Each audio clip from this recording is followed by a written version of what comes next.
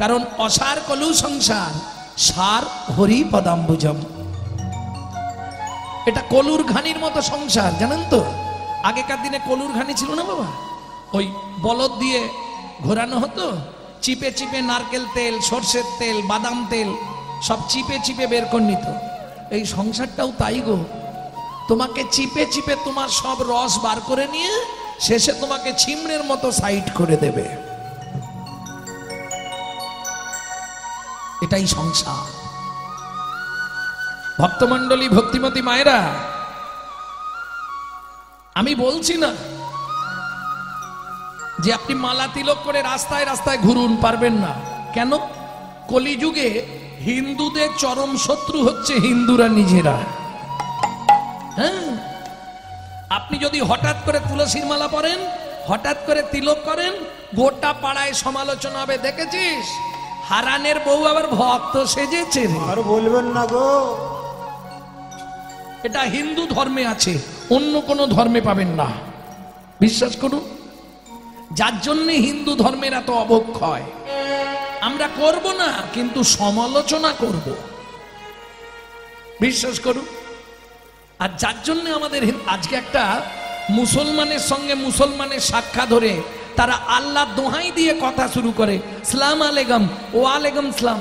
আমাদের দেখা হলে ভোলা কোথা গেছলি, একটা বিড়ি দে তো। শালা লজ্জা করে না? 20,000 30,000 টাকা দিয়ে মোবাইল কিনবে, মোবাইলটা রিসিভ করার সময় পরের বইয়ের নাম করবে, হ্যালো হ্যালো। লজ্জা করেনি? আবার দামাদ বার করছে। হ্যাঁ, কেন ফোনটা ধরে বলা যায় না হরে কৃষ্ণ, জয় নিতাই, গৌড় হরি বল, চলে যান মায়াপুর ইস্কনে। বিদেশ থেকে এসে, বিদেশি তারা বিদেশ থেকে এসে আমাদের ধর্ম নিয়ে নাড়াচাড়া মেরে খাচ্ছে। ভালো করে হরে কৃষ্ণ বলতে পারে না এখনো, হরে কৃষ্ণা করছে। আর আমরা কলির এমন চরিত্রহীন সন্তান, নিজের বাপকে ছেড়ে দিয়ে শ্বশুরকে বাপ বলা প্র্যাকটিস করছি। এই আমাদের চরিত্র, যার জন্য হিন্দু ধর্মের এই অবক্ষয়। এখনো সময় আছে, নিজের ধর্মকে নিজে বাঁচান, নিজের ধর্মকে নিজে জানুন, নিজের ধর্মকে নিজে চিনুন। এই তত্ত্বটা বোঝাবার জন্য ভগবান বিনা পয়সায় 13 বছর অর্জুনের রথের সারথিগিরি করলেন। ভাবুন, শুধু জীবকে জানাতে হবে ধর্মটা কি।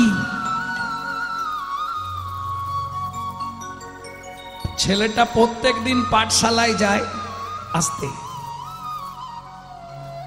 পাঠশালায় যাওয়ার পথে একটা মাটির বারান্দা, এক দাদু বসে বসে ভাগবত পড়ে।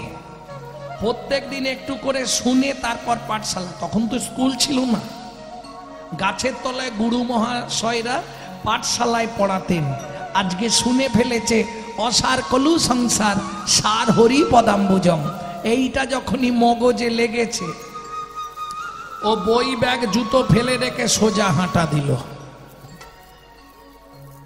না না, আস্তে কি হলো ওখানে? মায়েরা হয়তো বলবে, বাবা তুমি তো লোকের বাড়ি খাও দাও ঘুমাও হরিনাম গাও, আমাদের সংসারে কত কাজ, তাই তো? প্রচুর চাপ না? হ্যাঁ গো, কুকুরেরও তো সংসার আছে।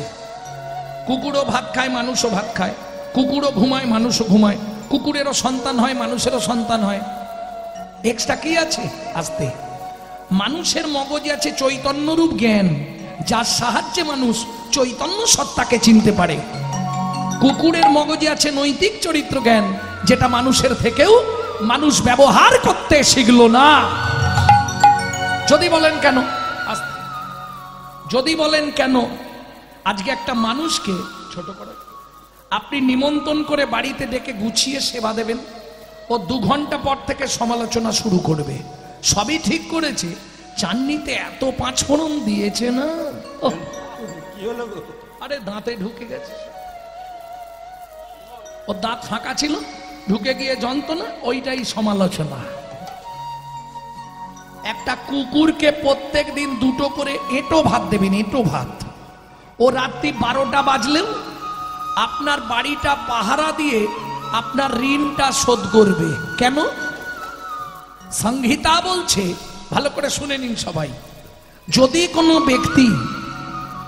ব্যক্তির কাছে, যদি কোনো ব্যক্তি, জয় রাধে, যদি কোনো ব্যক্তির কাছে ঋণ করে মারা যায়, তাকে তার বাড়ির কুকুর হয়ে সেই ঋণ পরিশোধ করতে হয়। কলিযুগে ভাই বোনেদের কাছে আমি অনুরোধ করব, যদি কারো বাবা মা ঋণ করে মারা গিয়ে থাকে, পুত্র কিংবা কন্যার দায়িত্ব পিতামাতার ঋণটা পরিশোধ করে দেওয়া। আপনি রাত্রি 12টার সময় বাড়ি ফিরবেন, নৈতিক চরিত্র দেখুন কুকুরের, শুধু ও জানা নামটা দিয়ে একবার ডেকে দেবেন, লালু কই রে, ও যেখানেই থাক দেখবেন আওয়াজ দেবে, পা চাটবে, লেজ নাড়বে। চলুন সংলাপ কি বলছে শুনি, যেটা আপনারা টুকরো টুকরো ইউটিউবে শোনেন, আজকে সরাসরি একসঙ্গে পুরোটা বলে দিচ্ছি, শুনে নিন। পশু জাতি বুঝতে পারে, বলতে জানে না, মানব জাতি জেনে বুঝেও মেনে চলে না। মানব জাতি জেনে বুঝেও মেনে চলে না। ভদ্রবেশে ঘুরলে দেশে মানুষ বলে না, মানুষ বলবো যেদিন জাগবে জ্ঞানের চেতনা। মানুষ বলবো যেদিন জাগবে জ্ঞানের চেতনা।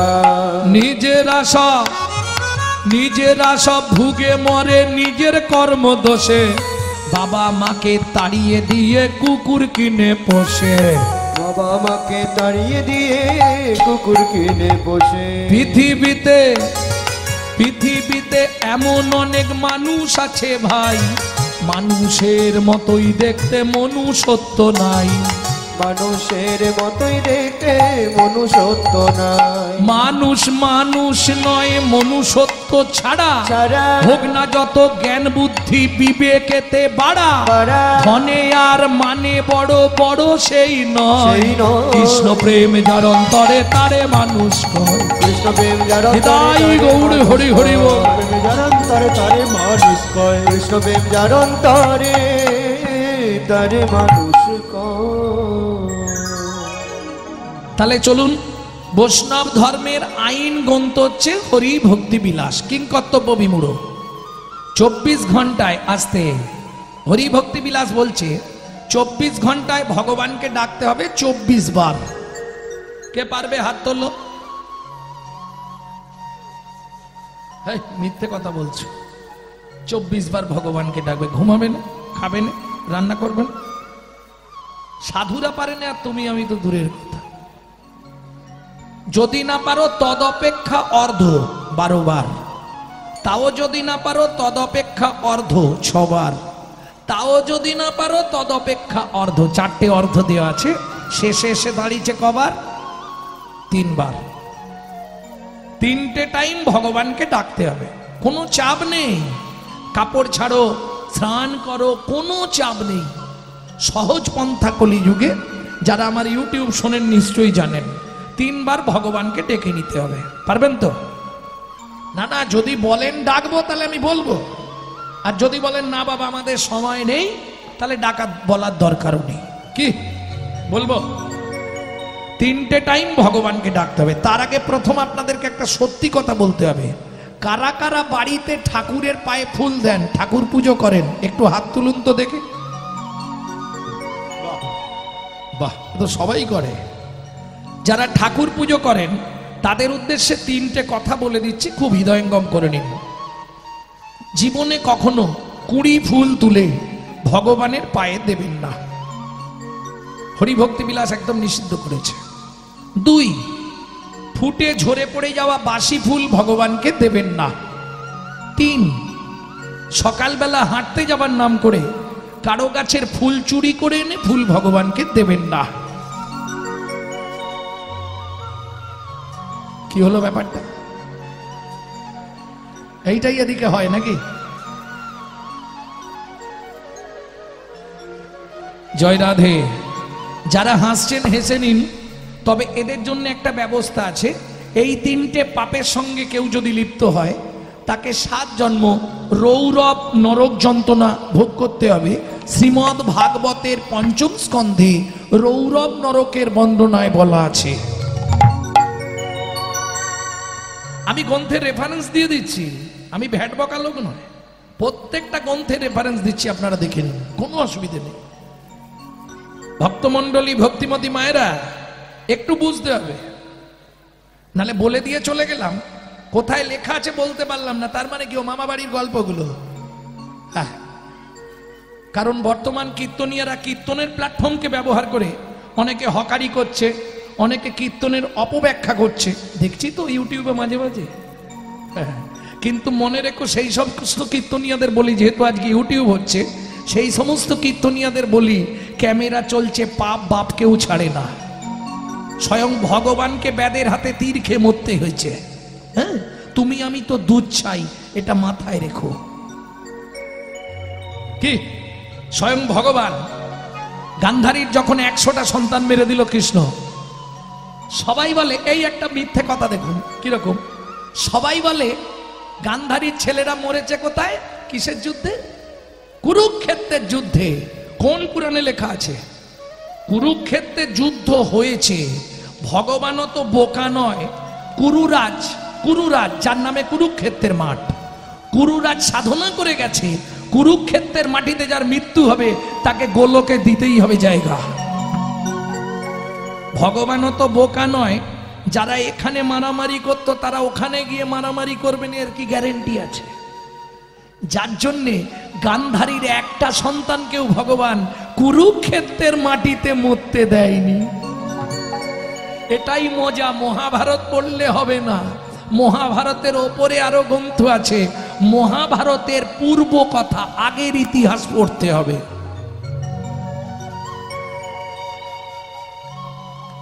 এই একটা।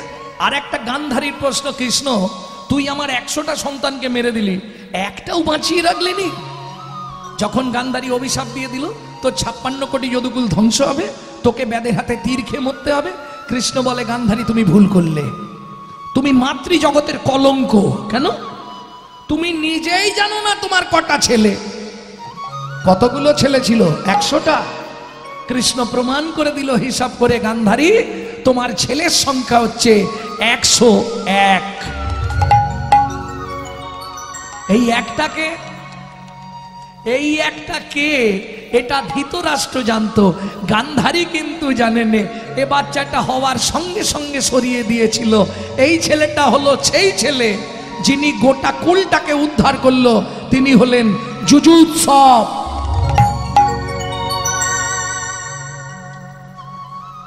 তাহলে পাপ কাউকে ছাড়বে?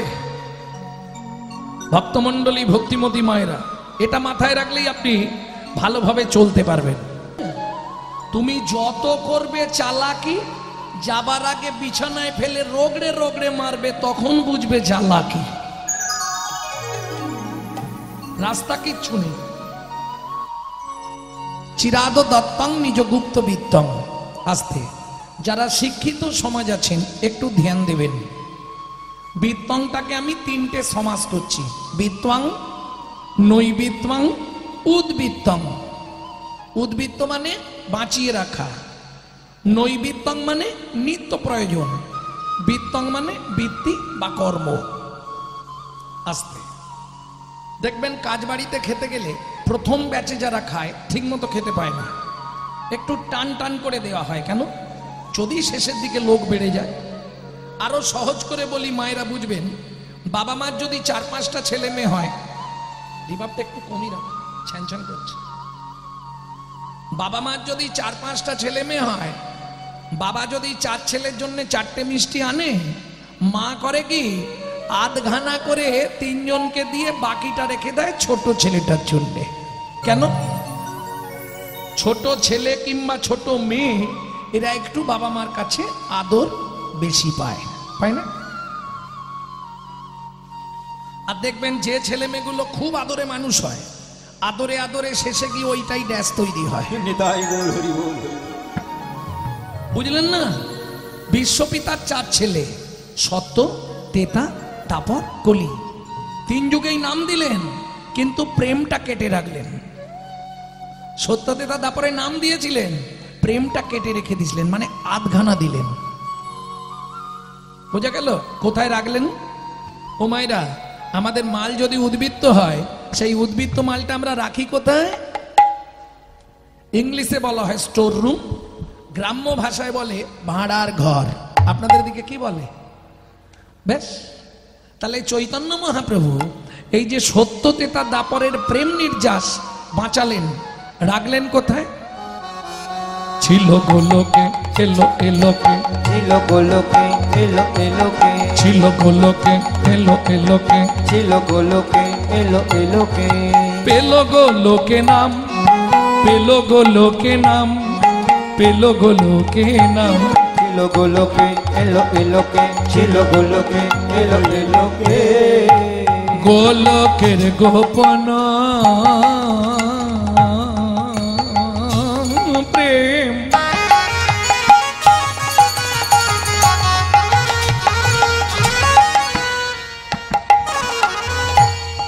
করিবারে দান, জীবের দ্বারে দ্বারে কেঁদে বেড়ায় গৌর ভগবান। জীবের দাঁড়ে দাঁড়ে কেঁদে বেড়ায় আমার গৌর ভগবান। আস্তে, তাহলে চিরাদ দত্তং নিজগুপ্ত বৃত্তং, উদ্বৃত্তং বোঝা গেল, নৈবৃত্তং। আস্তে, আমাদের নিত্য প্রয়োজন কি? ও মাইরা, আমরা যে ভাত ডাল তরি তরকারিগুলি খাই বাবা, শরীরটাকে হিষ্টপিষ্ট রাখার জন্য চারটে জিনিস মানুষের জীবনে চাই: আহার, নিদ্রা, বিহার, মৈথ। দুটো বাদ দিলেও বেঁচে থাকবেন, কিন্তু আহার নিদ্রা কম্পালসারি চাই, চাই তো?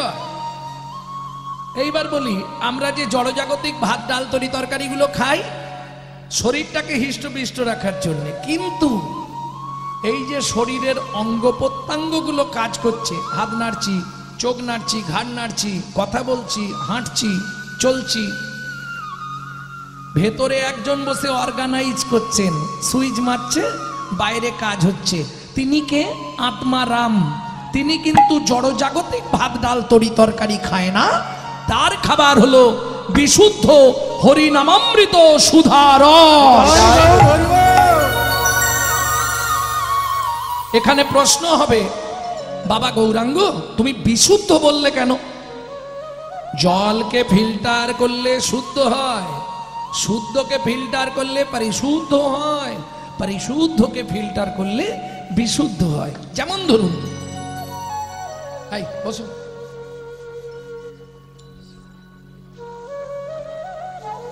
আমার সব গুণ ভালো, একটা গুণ একটু খারাপ আছে, আমি বলেই নিচ্ছি। হরিবাসরে কেউ কথা বললে তার সঙ্গে ঝগড়া হয়ে যাবে, এ আপনি খারাপ ভাবুন ভাবুন, আমার কোনো আসে যায় না। হরিবাসরে যখন যাব তখন আমাকে ভেবে যেতে হবে এটা হরিবাসর, কত জন্মের সুকৃতি ছিল বলে এই আসনটা আপনি বসতে পেরেছেন, এটা জানেন? এটা যাত্রার আসন নয়, স্বয়ং পরীক্ষিত মহারাজের আসন। এটা আগে বুঝতে হবে, কত জন্মের সুকৃতি। কোটি কোটি টাকা আপনার থাকতে পারে, আপনি ইচ্ছা করলেই হরিনাম করাতে পারবেন না। কোথায় বলা আছে? ব্রহ্ম বৈবর্ত পুরাণে ব্রহ্মা তুলসীকে বলছে, তুলসী পয়সা অনেকে থাকবে কিন্তু হরিনাম সবাই করাতে পারবে না। কেন? আপনি ধরুন 3 লক্ষ টাকা তুলে রেখেছেন, বাড়িতে একটা হরিবাসর করাবেন, কিন্তু টাকাটা এমন কাজ করে আপনি ইনকাম করেছেন, ভগবান দেখলো ওটা আমার নেওয়া যাবে না। কেন? ওটা পরের মারা পয়সা। বোঝেন? কি করবে? আপনার বাড়ির একজনকে অসুস্থ করাবে, নার্সিংহোমে ভর্তি করাবে, ওই টাকাটা নার্সিংহোমে দেওয়া করাবে, ভগবান নেবে না। পূর্ব জন্মের যদি একলব স্বীকৃতি রয়, তবে তার ভাগ্যে একদিন হরিনাম হয়। তাই গৌর হরি বল। তাহলে এইবার চলুন, নিত্য প্রয়োজন আমাদের কি? হরিনামামৃত সুধারস, তাই তো? ভেতরের লোকটাকে বাঁচিয়ে রাখতে হবে। বলি, দুধ খেলে, ডক্টর বিধানচন্দ্র রায় বলছে, দুধ খেলে শরীরের 32 রকম ভিটামিন জন্মায়। কিন্তু দুধটা যদি মা বিড়ালের মুখ দেওয়া হয়, ও কি ভিটামিন জন্মাবে? ও তো ডিপথরিয়া হয়ে মরবে। বোঝা গেল? হরিনাম শুনলে জীবের কল্যাণ হয়। খুব কান খুলে শুনুন, হরিনাম শুনলে জীবের কল্যাণ হয়। চৈতন্য চরিতামৃতে পরিষ্কার বলা আছে, হরিনাম শুনলে জীবের কল্যাণ হয়। সেই হরিনামটা যদি আচারী ভক্ত বৈষ্ণবের মুখের হরি কথা হয়, অনাচারী ব্যক্তির মুখে হরি কথা শোনা সর্প উচ্ছিষ্ট সমদুগ্ধং। সাপের এঁঠো করা দুধ খেলে যেমন তোমার ভেতর গিয়ে বিষক্রিয়া করবে, ঠিক তেমনি অনাচারী ব্যক্তির মুখে হরি কথা শুনলে শোনা হবে, কিন্তু ভেতরে গিয়ে বিষক্রিয়া হবে। সকালে গিয়ে শাশুড়ির সঙ্গে মারামারি লাগবে। প্রেম সে বলল চৈতন্য মহাপ্রভু কি। তাহলে বুঝে নেওয়া গেল তো নৈবিত্যং। তাহলে নিত্য কি প্রয়োজন? হরিনাম। কিভাবে করব? চৈতন্য চরিতামৃতে 6টা লাইন একদম হৃদয়ঙ্গম করে নিন। কি বলছে? স্বপ্নাদেশ দিয়ে, আস্তে মহাপ্রভু স্বপ্নাদেশ দিয়ে লেখার জন্য বললেন কৃষ্ণদাসকে, কৃষ্ণদাস সব লিখেছো, এই জায়গায় 6টা লাইন তোমাকে লিখে দিতে হবে। স্বপ্নে দেখছে কৃষ্ণদাস ঘুমের ঝুঁকে খাতা কলম নিয়ে লিখছে। কি সেই 6টা লাইন চৈতন্য চরিতামৃতে, যা আজও স্বর্ণাক্ষরে প্রসিদ্ধ হয়ে আছে। 7 5 মিলি নিজ দ্বারেতে বসিয়া, 7 5 মিলি নিজ দ্বারেতে বসিয়া, কীর্তন করো সবে করতালি দিয়া। গো কীর্তন করো সবে করতালি দিয়া। ও প্রভু কি গাইব? 16 নাম 32 অক্ষর হয় মহামন্ত্র। 16 নাম 32 অক্ষর হয় মহামন্ত্র। যাইয়া গৃহেতে জপ হইয়া স্বতন্ত্র। যাইয়া গৃহেতে জপ হইয়া স্বতন্ত্র। প্রভু নিয়ম কি আছে?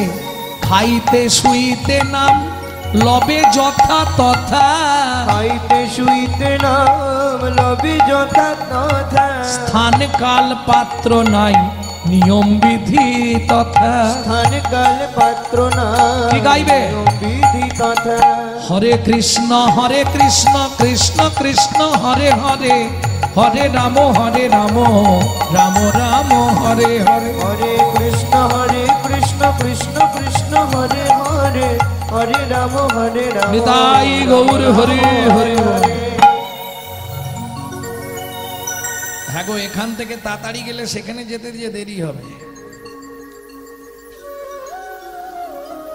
ভক্তমণ্ডলী ভক্তিমতী মায়েরা, তাহলে নৈবিত্তং শেষ করলাম, বাকি আছে বিত্তং। আমাদের বৃত্তিটা কি হওয়া দরকার? বৃত্তি মানে কর্ম। আস্তে কি চাইবো ভগবানের কাছে? কি গো, হে ভগবান, আবার যদি পরজন্মে মানব জন্ম পাই, কি চাইবো?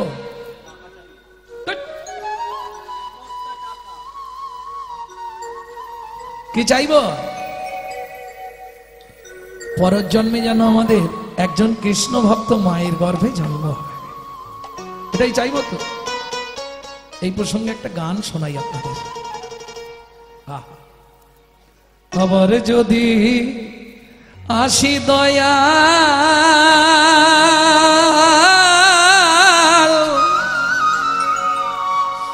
হে ভব সংসারে, একজন কৃষ্ণ ভক্ত মায়ের গর্ভে জন্ম দিও মোরে। আবার যদি আসি দয়া এই ভব সংসারে,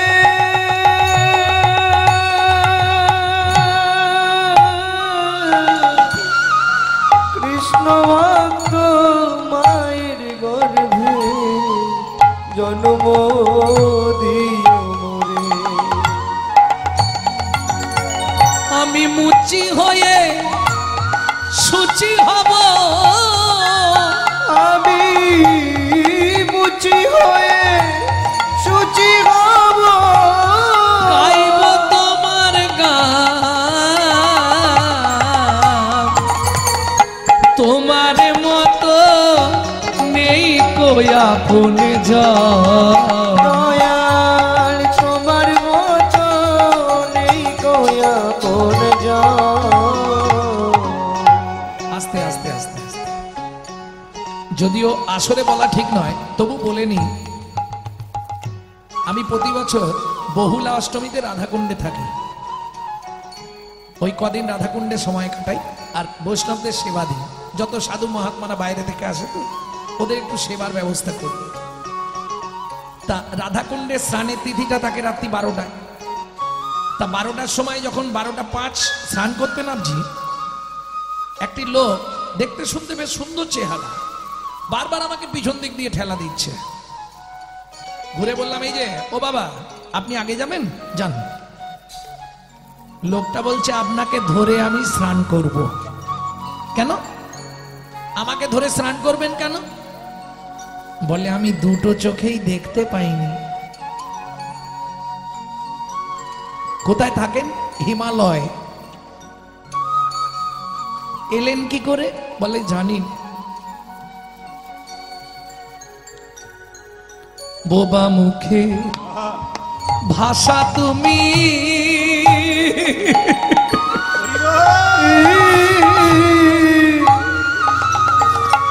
অন্ধেরি আলো, বোবা মুখে ভাষা তুমি, যে কথা বলতে পারে না তার হয়ে তুমি ঠিক বুঝিয়ে দাও। তেরি আলো,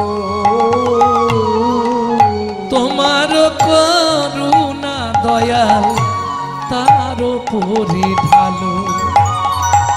বলি, অপুত্রের পুত্র তুমি, অপুত্রের পুত্র তুমি,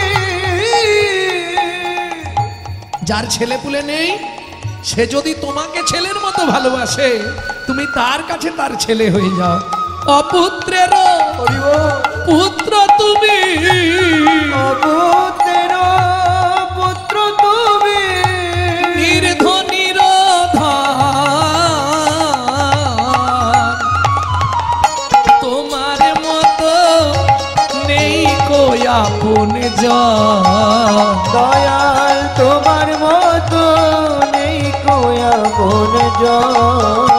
দয়াল তোমার মতো নেই কই আপন জন। আস্তে আস্তে আস্তে আস্তে, তাহলে আমার ভিত্তিটা কি হবে? কিং কর্তব্য বিমূঢ়।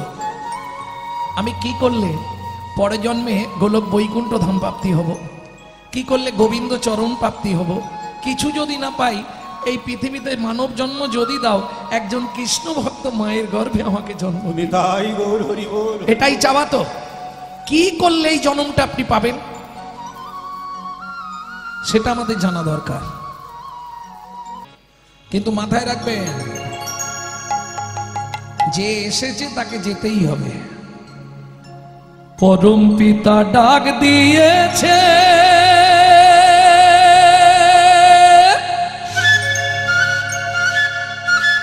যেতে হবে সকালে।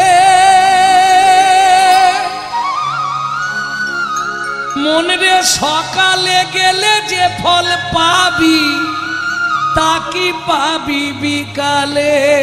তাকি নিতাই গৌরী হরি হরি বল। বিকালে। চলুন আগে দেখি আমাদের নদিয়া চাঁদ শ্রীমন মহাপ্রভু কোন ভাবে ভাবিত।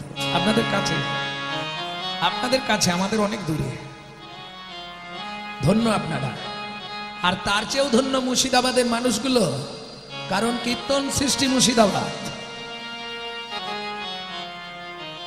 কীর্তনের আতুর ঘর বলতে হবে মুর্শিদাবাদকে। তবে এখন আর সেই কীর্তন নাই বাবা। এখন যে যা পাচ্ছে চালাচ্ছে। কীর্তন শোনার আগে মায়েরা খুব ভালো করে শুনে নিন, কীর্তন কাকে বলে। কীর্তনটা কি? কীর্তন হচ্ছে বৈষ্ণব ধর্মের সাধন সঙ্গীত। খুব ছোটবেলায় আমরা ইতিহাস পড়েছি না, ইতিহাসের মধ্যযুগ পড়িনি? এই মধ্যযুগের গীতি কবিরা বৈষ্ণব ধর্মের প্রেরণায় যে পদাবলী কাব্য রচনা করেছিলেন, সেই পদাবলী কাব্যের আধ্যাত্মিক ভাব আরাধনার সুরে গীত হইলে যে গান হয় তার নাম হলো কীর্তন। তাই গৌর হরি বল, হরি বল। কীর্তন হচ্ছে তিন প্রকার: নাম কীর্তন, লীলা কীর্তন, সংকীর্তন। বিভিন্ন পর্ব আছে। যেমন এক নাম চলে, তারক ব্রহ্ম নাম, ওটাকে বলে নাম কীর্তন। লীলা কীর্তনের আবার বিভিন্ন ভাগ আছে: ভক্তলীলা, গৌরলীলা, রামলীলা, কৃষ্ণলীলা, 16কালীন, অষ্টকালীন, 64কালীন, বিভিন্ন ভাগ আছে। আর সংকীর্তন, যেটা মহাপ্রভু সব থেকে বেশি প্রাণের প্রিয় ভালোবাসতেন, সেটা হচ্ছে ভক্তগণকে নিয়ে পথে পথে কীর্তন, যেটাকে গ্রাম্য ভাষায় বলা হয় নগর কীর্তন। বোঝা গেল? বেশ, তাহলে চলুন আগে দেখি আমাদের নদিয়ার চাঁদ শ্রীমন মহাপ্রভু কোন ভাবে ভাবিত। গৌরচন্দ্রিকা, তদুচিত গৌরচন্দ্রিকা। তবে এগুলো আপনারা সবসময় শুনেন, কিন্তু আমাকে তো গাইতেই হবে প্রথম 2 লাইন। 28 মাত্রা, সোমতাল। সুরধ্বনি তীরে, সুরধ্বনি তীরে, না জানি কোন ভাবে হৃদয়, আমি না জানি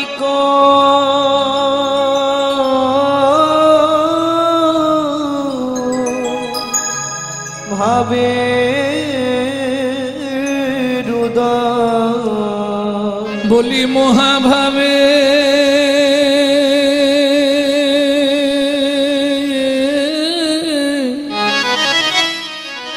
আজ আমার গোরা রসময়, বলি মহাভাবে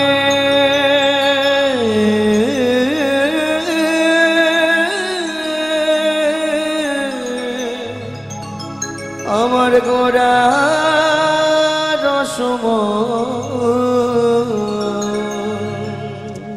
সুরধ্বনি তীরে, সুরধ্বনির তীরে, ওম ওম ও হে হে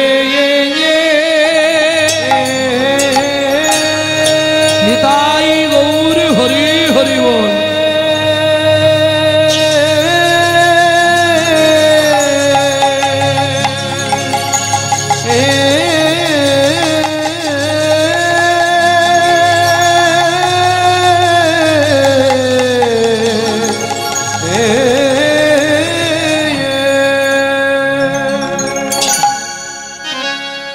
ও সুরধ্বনি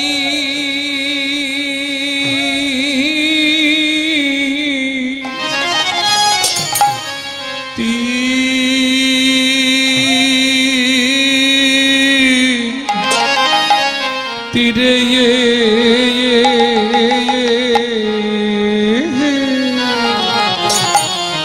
আজ গৌর কিশোর,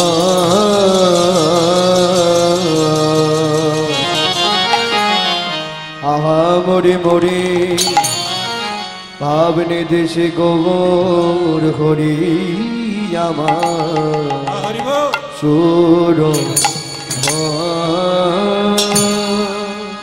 ও গো সুরধ্বনি তীরে,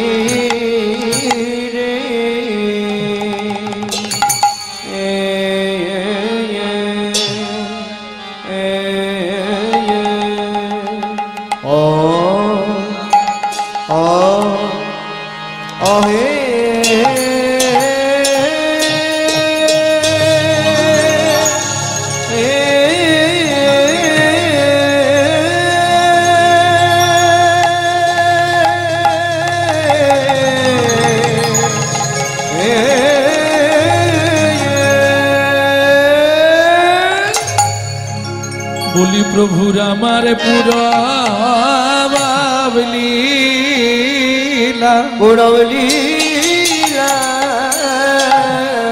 আয়া আয়া গা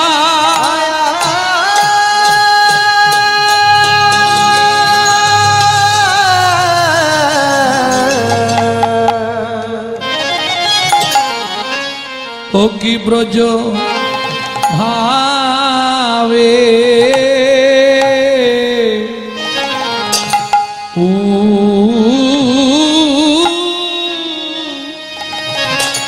দায় হো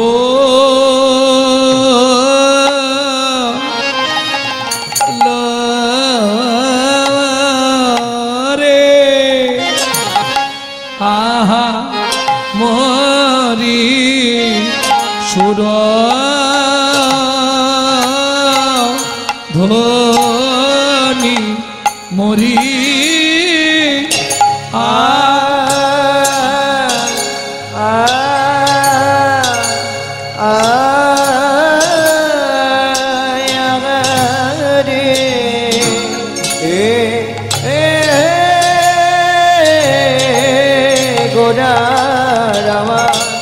কিনা ভাবে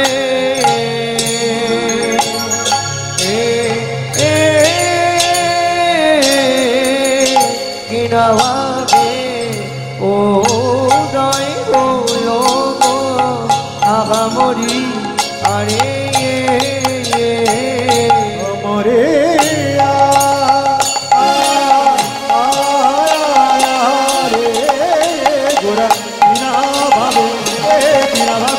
উদয় হলো আমরি আরে মরিয়া মরিয়া আগা মরি রে ও কি আগা মরি রে সুরধনির দিলে মরিয়া নিতাই গৌর হরি হরি হরি ও কি আগা মরি রে সুরধনির তীরে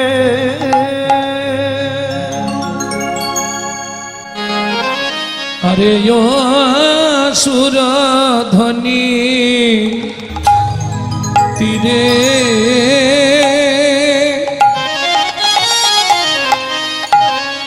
সজনী রে সজনী রে সুরধ্বনি সুরধ্বনি তীরে আজু আমার গবুর কি আরে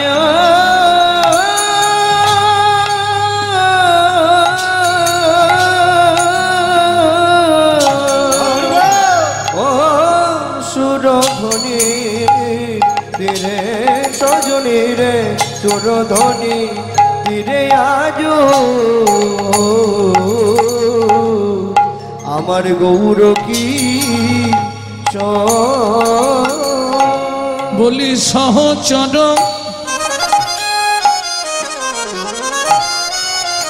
গণ মেলি হেই মা সহচর গণ মেলি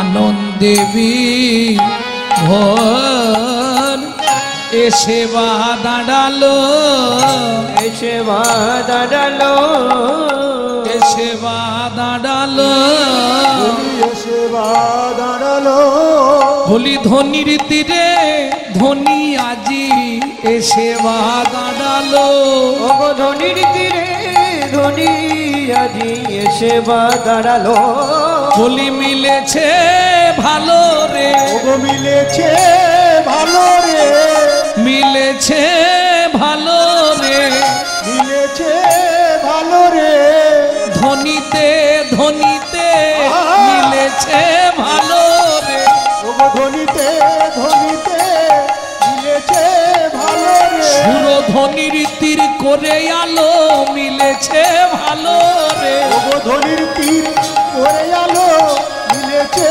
ভালো রে সুরধ্বনির তীর করে আলো রে মিলেছে ভালো রে ধনির তীর করে আলো রে সুরধ্বনি শ্রী চৈতন্যে ধনির তীর করে নিতাই গৌর হরি হরি হরি আলো রে ধনির তীরে আজি ধনির তীর করে আলো রে ধনির তীরে আজি ধনির তীর করে আলো রে ধনির তীরে আজি মিলেছে ভালো রে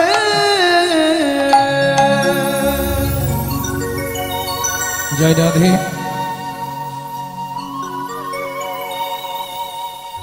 হরি চিরাদ দত্তং হরি চিরাদ দত্ত নিজ গুপ্ত বিত্বং নিজ গুপ্ত বিত্ব সপ্রেম নামামৃতম তুদার তুদার আপাহরং জোবিত তার জোবিততা শ্রী গৌর কিশোর শ্রী গৌর কিশোর যিনি হিন্দু সনাতন ধর্মের প্রচারক, যিনি বৈষ্ণব ধর্মের প্রবর্তক, যিনি হরি সংকীর্তনের পিতা, যিনি আপামর জনসাধারণের হৃদয়ের মধ্যমকুটমণি, কীর্তন প্রারম্ভে সেই শচীনন্দন শ্রীমন মহাপ্রভুর চরণে জানাই অনন্ত কোটি প্রণাম। এইবার চলুন পদাবলীর ভাবার্থ আস্বাদন করব। তার আগে যে শ্লোকটি বললাম সংহিতা থেকে, চিরাদ দত্তং নিজ গুপ্ত বিত্তং সপ্রেম নামামৃতম তুদার। আস্তে কি হবে কীর্তন শুনতে এসে, যদি সারাক্ষণ কথাই বলবো আসরে বসে। ছি।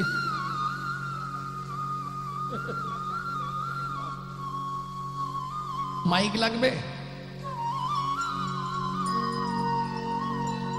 শুধু ঘুম ভাঙলে সকাল থেকে সন্ধে পর্যন্ত একটা কথা মাথায় রেখে দিও, ক্যামেরা চলছে, ছবি উঠছে, কোনো চিন্তা নেই।